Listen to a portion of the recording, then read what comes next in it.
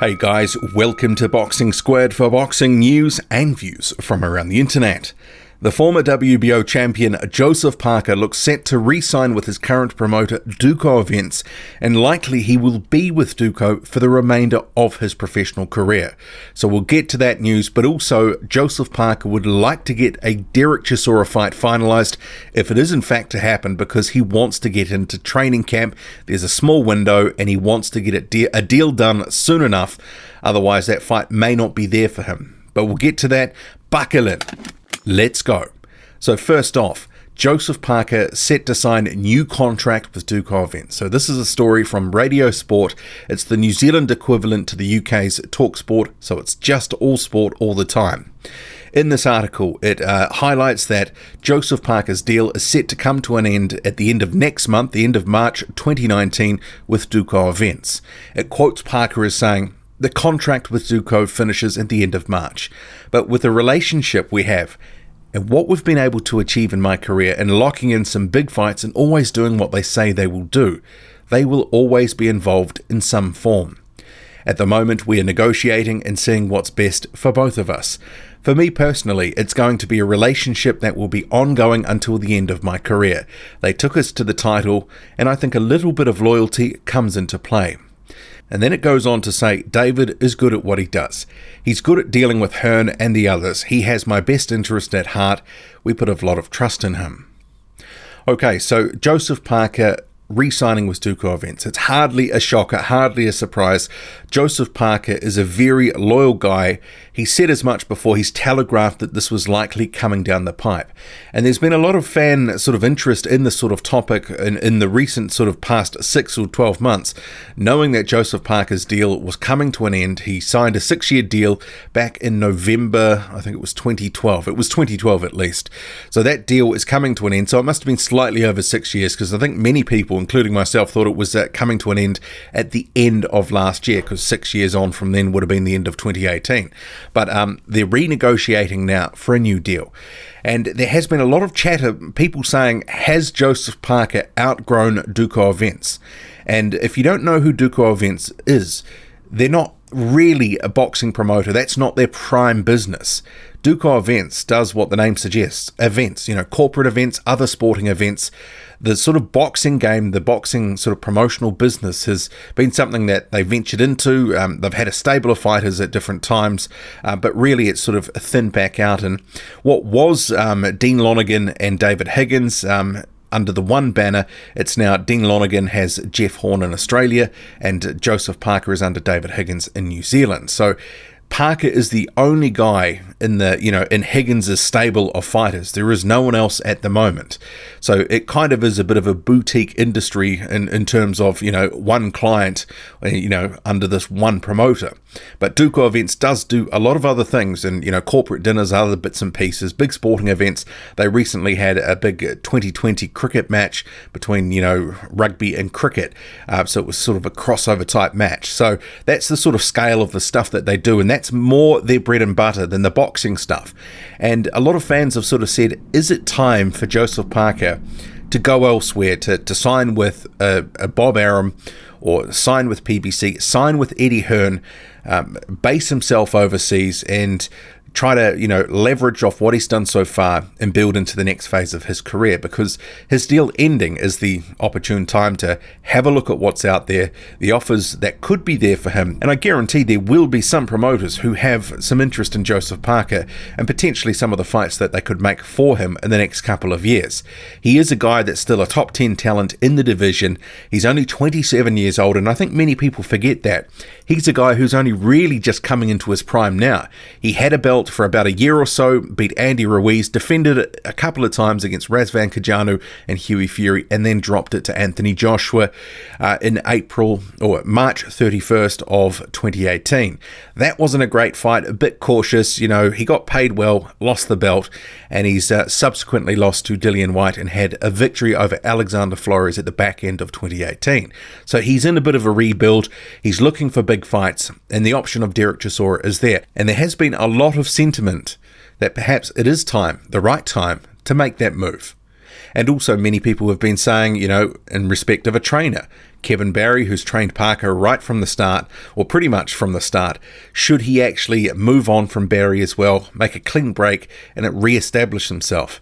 But as we just heard from Jospeh Parker, loyalty is a big part of him, and he's going to basically repay the loyalty that Duco, and you'd imagine Barry as well, have had in Jospeh Parker, and he's going to stick with them. So not only has he previously said that Kevin Barry will continue to train him, he's now saying that Duco is a big part of his future in the sport for however long that will be, because he has indicated he wants to retire, in his early 30s, 30, 31. But it's boxing, boxers say a number of things. Who knows how long he will box for, especially if the big fights are there and the money is there. Often guys who say, like David Haye, that he was going to retire at 30 and he ended up carrying on till, 36, 37. Even though he did take a bit of a hiatus, he came back for the money, clipped the ticket a few times, Tony Bellew a couple of times in those couple of, $1 million warm-up fights that he had against Jarrett Jai and Demori. So never say never in respect of guys who say they will retire at a certain age, because it has been proven some guys do continue. But in terms of staying with Duco, it's not necessarily a bad move. It's not a bad thing at all. Jospeh Parker is comfortable in that setup, although you could use that as an argument to say maybe it is time to move on because he has got comfortable. But I guess with the landscape out there at the moment, you could make an argument to say that it is good to have a bit of insulation against some of these other bigger promoters who have bigger stables and won't necessarily be able to direct all their attention and resources to Jospeh Parker. And that's something that David Higgins does afford Jospeh Parker. He's the number one guy in the stable. He's the only guy in the stable. He's the one that gets the attention 100% of the time in respect of Jospeh Parker's boxing career. He's not jostling with other names to be, a guy who's in the pecking order. And I think we've seen from the recent example of Dillian Whyte, he feels a bit in the shadow of Anthony Joshua, and maybe he's not getting the love and respect from Eddie Hearn that Dillian Whyte thinks he does deserve. So Jospeh Parker sticking with Duco, it's a bit of insulation from some of those other types of issues. He can just focus on his boxing. He lets Duco do the work, establish the deals, and he's not just tied down to any one promoter, any one platform. He can fight at different parts of the world for different promoters in different events. So there is some benefit to staying with Duco, because effectively he's a free agent of sorts where he goes and when. He's not just tied to fighting in the United Kingdom or fighting in the United States or just fighting in New Zealand. He can do what's best for him and for the best purses. And that's something that Duco has always put it front and center for Jospeh Parker, is that he gets paid well, he's on a pretty good deal. So it's not a huge surprise that he's going to stick with Duco Events, especially given how loyal he is.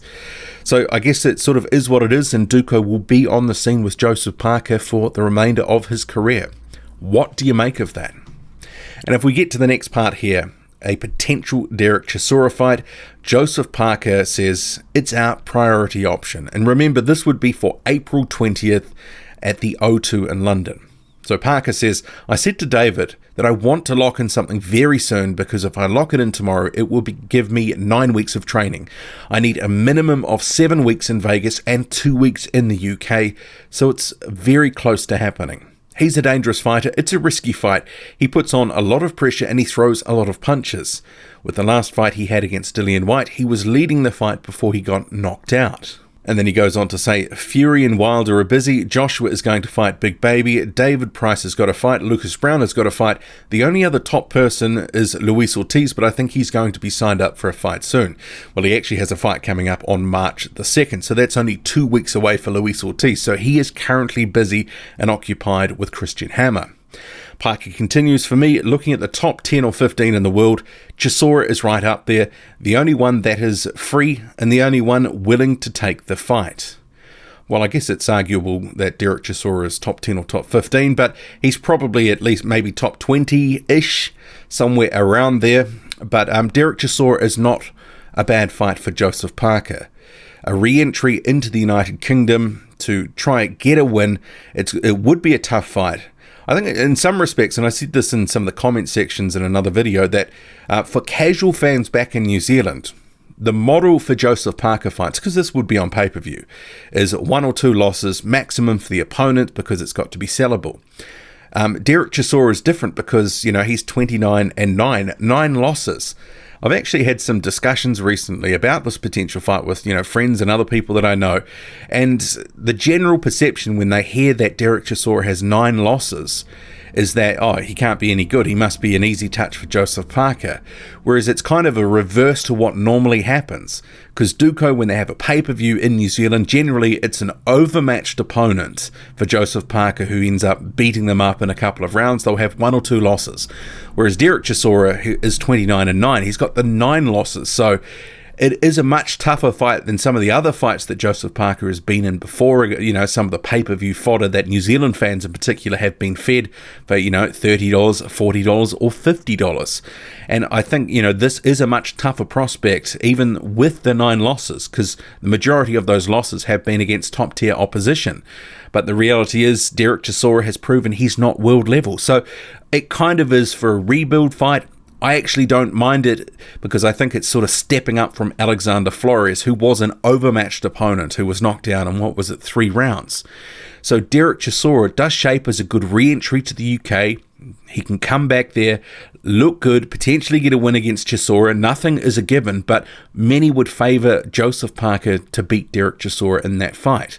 We'll have to see what happens. We'll have to see if they make it. But Derek Chisora himself, he is obviously interested in it. Here's is the Haymaker Instagram page. So I'll just bring this one up here. If Team Parker want to take on this challenge, they know where they can find me. #WarChisora. So Derek Chisora is indicating he wants this fight. And also, you may have noticed, and that was Dave Coldwell there, he is now training Derek Chisora.